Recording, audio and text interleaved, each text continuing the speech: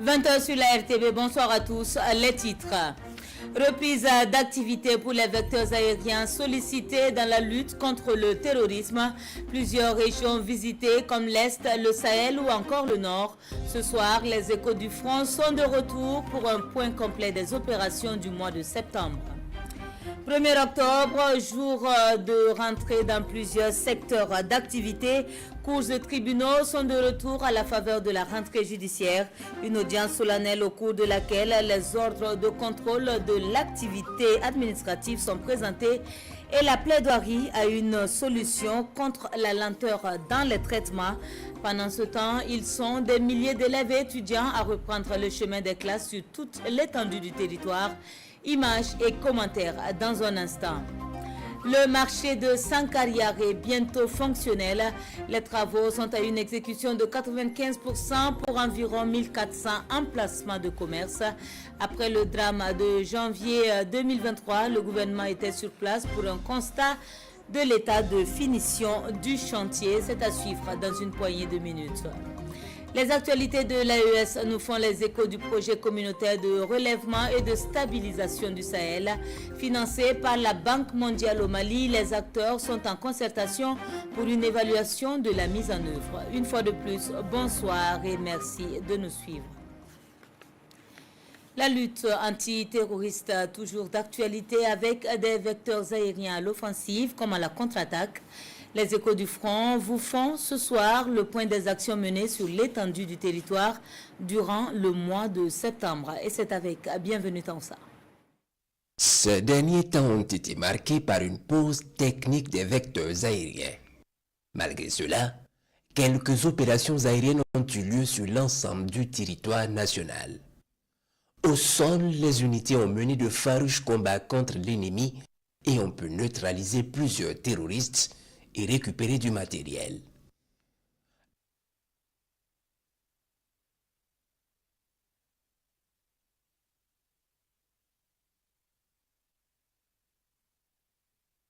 « 9 septembre 2024. Les combattants du ciel sont alertés du renseignement d'attaque probable sur Djibo. Très vite, ils se déploient et repèrent un groupe de criminels ayant infiltré un hameau abandonné au nord de Djibo et bien camouflé.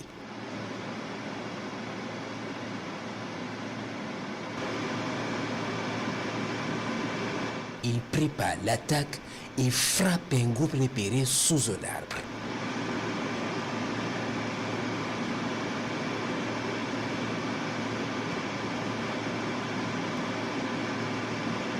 Et c'est la débandade pour les autres qui étaient camouflés dans les maisons. Plusieurs autres frappes vont s'enchaîner sur eux qui se croyaient hors de danger.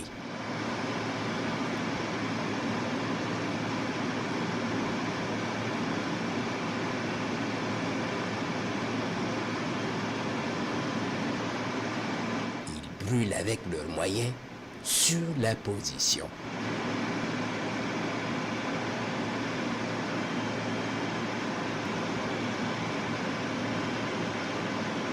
Le matin venu, les forces combattantes à Djibo vont mettre pied sur la position pour achever le travail et récupérer le matériel encore utilisable.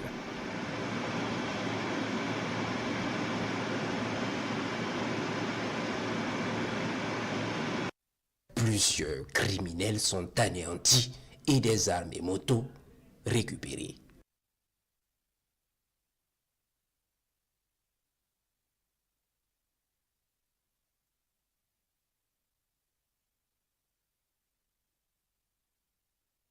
Le 12 septembre, sur la base de renseignements précis, faisant état de rassemblement d'un groupe de criminels dans la forêt de Sengo, dans la région de l'Est, en vue d'une attaque contre nos positions. Les vecteurs aériens vont effectuer la reconnaissance et retrouver le groupe soigneusement camouflé sous un grand arbre. Un petit missile leur est envoyé sous l'arbre et on découvre qu'ils sont nombreux à s'y réunir.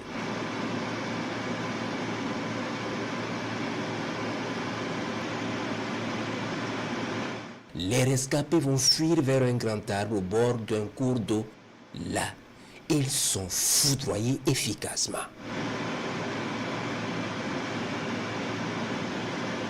Deux rescapés vont essayer de se sauver jusqu'à s'éteindre seuls. Le 18 septembre, des criminels en grand nombre se sont approchés dangereusement du Tankwalu en vue d'une attaque d'envergure.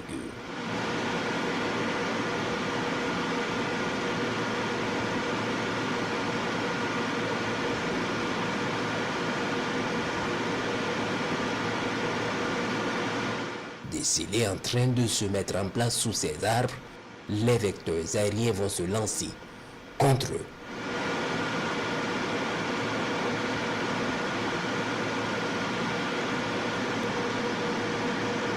Très vite, un gros missile va s'abattre au milieu de leur dispositif, puis un autre sous un arbre bien précis.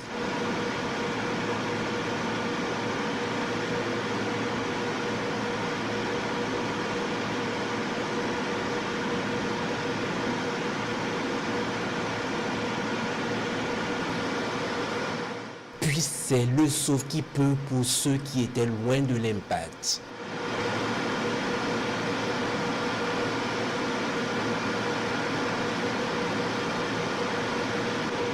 Une véritable bataille aérienne va s'engager contre eux. Ils s'engouffrent dans une ligne de Talweg pour se réfugier sous des buissons. Ils sont suivis minutieusement. Puis un groupe est frappé efficacement.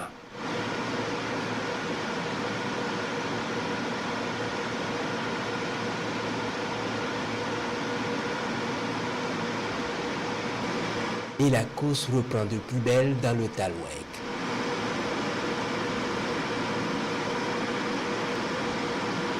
Toujours suivi par les combattants du ciel.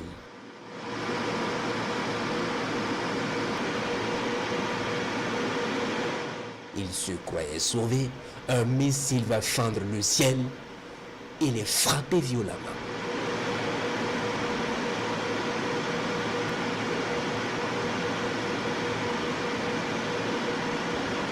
D'autres adoptent de progresser en quadrupédie, espérant échapper aux vues aériennes.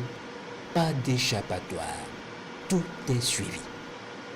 Les derniers se retrouvent sous un arbuste et ne s'imaginent pas la suite des événements. Un missile va les y rejoindre pour clore leur projet.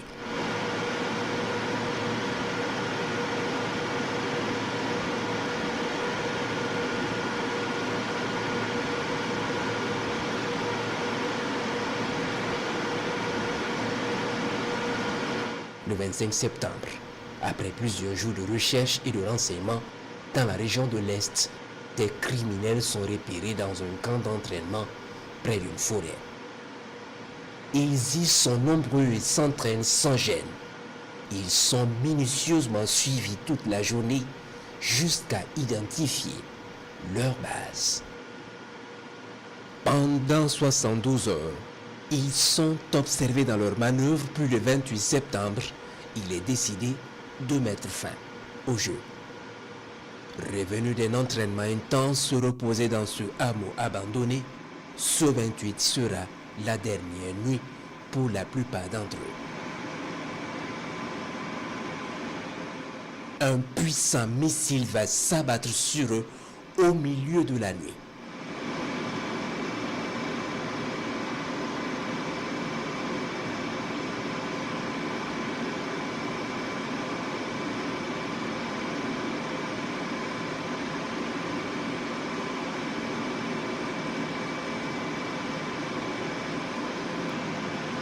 Ceux qui étaient aux abords qui ont échappé à ce missile vont subir la furie des combattants du ciel toute la nuit.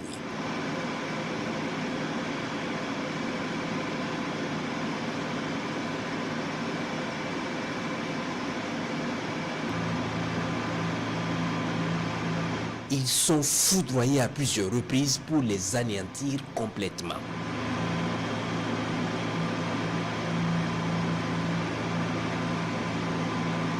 Dans le même temps, il est signalé un mouvement d'un groupe de criminels dans la zone de Mansilla, camouflés dans un bâtiment. Ils sont vite repérés et frappés efficacement.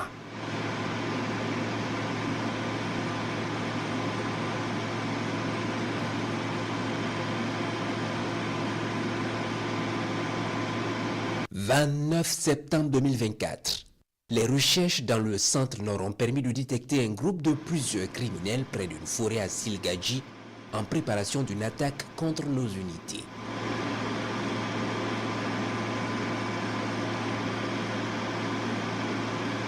Ils y sont nombreux sous les arbres et d'autres s'affairent tranquillement à leur préparation.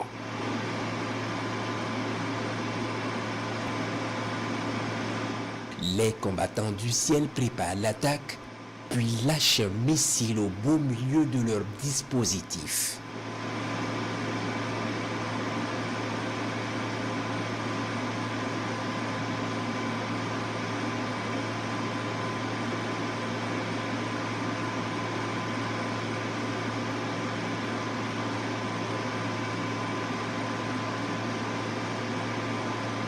Ils brûlent avec leurs moyens.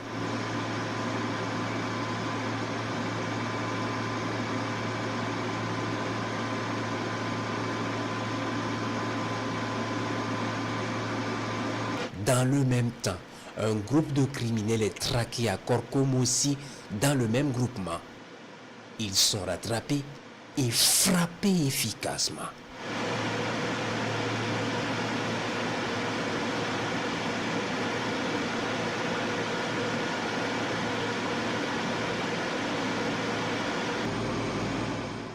Hier, 30 septembre, il est 11h lorsque les vecteurs permettent de découvrir plusieurs centaines de criminels à moto dans la zone de Fadar dans le Sahel en progression vers nos positions.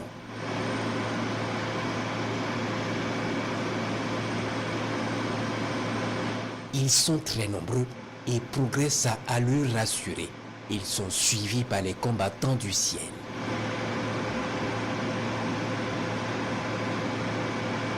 Ils marquent l'arrêt à un moment donné pour les dernières coordinations. Ils se mettent par groupe sous les arbustes.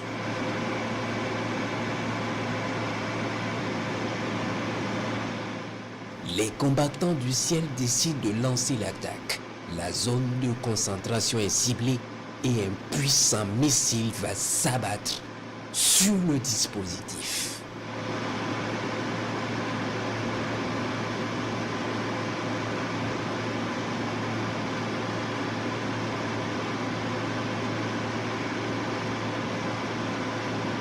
C'est le sauve-qui-peut pour les rescapés. Ça court jusqu'à s'essouffler.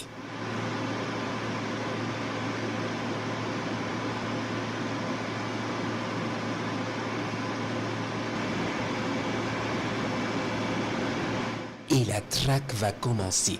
Ce groupe qui croyait avoir atteint sa limite de course s'est foudroyé efficacement.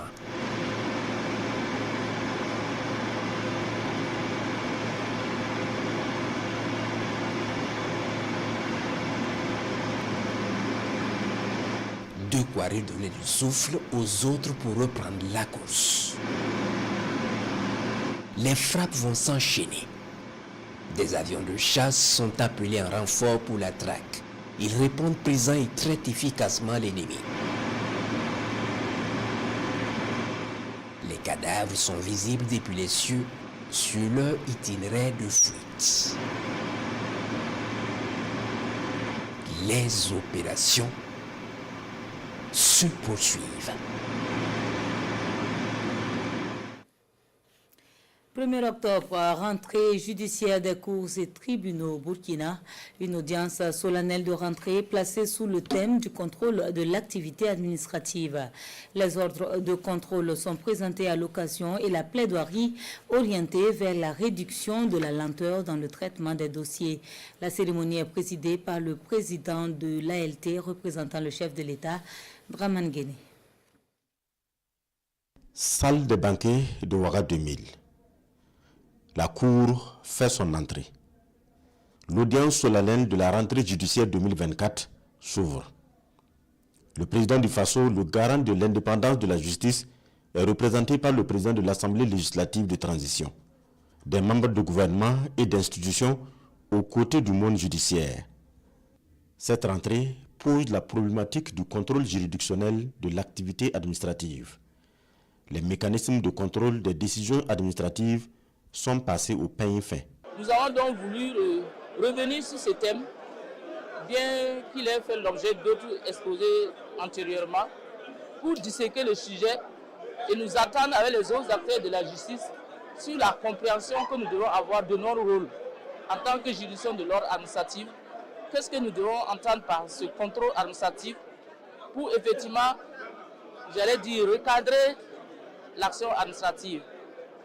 Parce que nous avons beaucoup de contentieux relatifs à l'action administrative. On se dit que c'est parce que l'administration et les administrés ne comprennent pas trop les choses.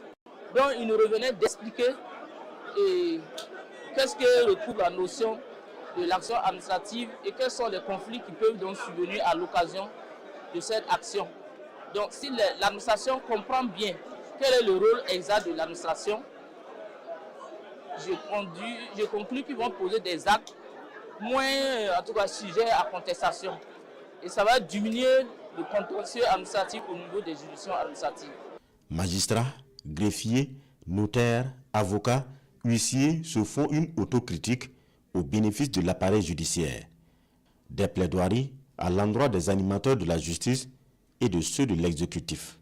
Nous avons plaidé pour qu'on trouve les moyens de faire en sorte qu'il y ait plus de célérité dans le traitement donc, des dossiers, en faisant en sorte que les facteurs de lenteur puissent être, j'allais dire, donc, désengorgés, ou en tout cas qu'on puisse réformer de telle sorte que la justice administrative soit plus célèbre et plus rapide.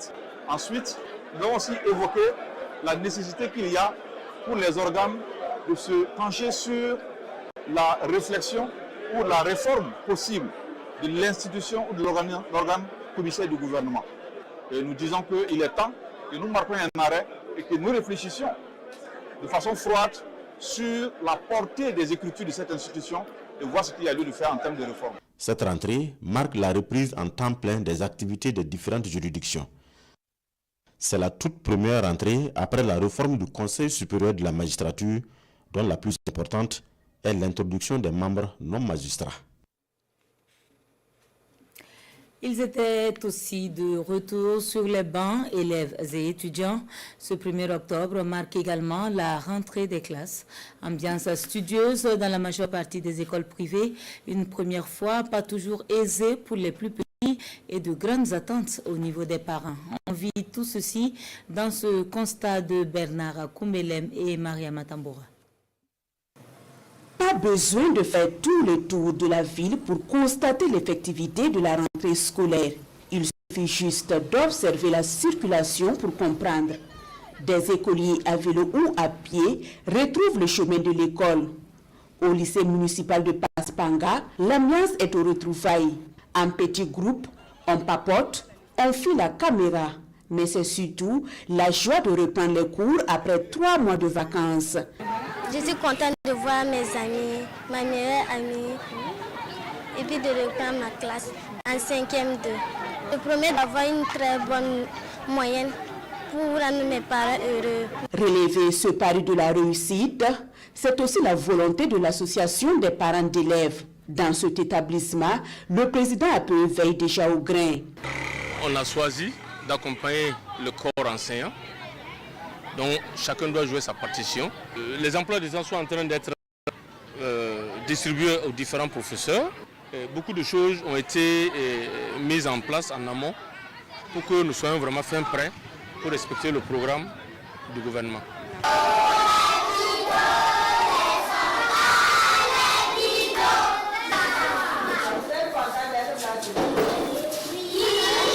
Bienvenue dans la classe de CP1 à l'école primaire publique d'Apoya 2. La prise de contact avec l'enseignante est déjà bonne. Je m'appelle Ouedrao Aboubakar Ouenesso. Je suis contente de venir à l'école. Qu'est-ce qu'elle vous a dit de faire ce matin? Elle a dit travail. que de travailler. Waouh! Chez les plus grands, en classe de CM2, ce premier jour de la rentrée est plus axé sur les codes de bonne conduite et les attentes. J'aimerais qu'on passe une bonne année scolaire 2024-2025. CM2, c'est le truc du CM1. Il faut juste apprendre les leçons pour pouvoir être sûr de ce que tu as fait pour avoir le CEP. L'école primaire publique d'Apoya 2 compte en gros 285 élèves. La discipline et le travail, voilà les règles d'or que cette école entend mettre en avant pour atteindre ses objectifs. Nous sommes au centre-ville et les enfants ne sont pas très souvent sages. Surtout travailler sur la discipline et rehausser le taux de succès. Cette année, mon école a fait 100% au CEPE et rehausser encore le taux de succès des autres classes.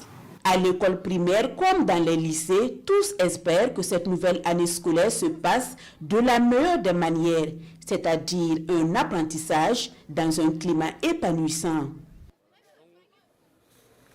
Ambiance similaire dans la cité de Sia où les élèves sont partagés entre excitation et inquiétude. Les responsables d'établissement sont eux déterminés à jouer leur partition pour le succès des apprenants. De ces derniers sont attendus respect, engagement et collaboration.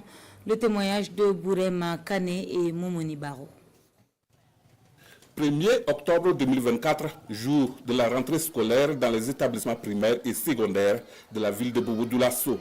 Dans cet établissement, Traoré Mariam, en classe de la terminale G2, a repris le chemin de l'école. Bon, c'est le début, je me sens très bien et je suis très contente parce que j'en suis sûre que j'aurai le courage cette année pour bien bosser et pour rendre ma famille très heureuse. Comme Mariam, c'est un plaisir pour d'autres de se retrouver entre camarades. Tous espèrent offrir le meilleur d'eux-mêmes. Je suis très fière de les voir. Pour les parents d'élèves, c'est également un plaisir d'accompagner les enfants à cette rentrée scolaire. Question de les encourager et les mobiliser à beaucoup plus d'art. Comme c'est le début là, ça va pour le moment. Nous sommes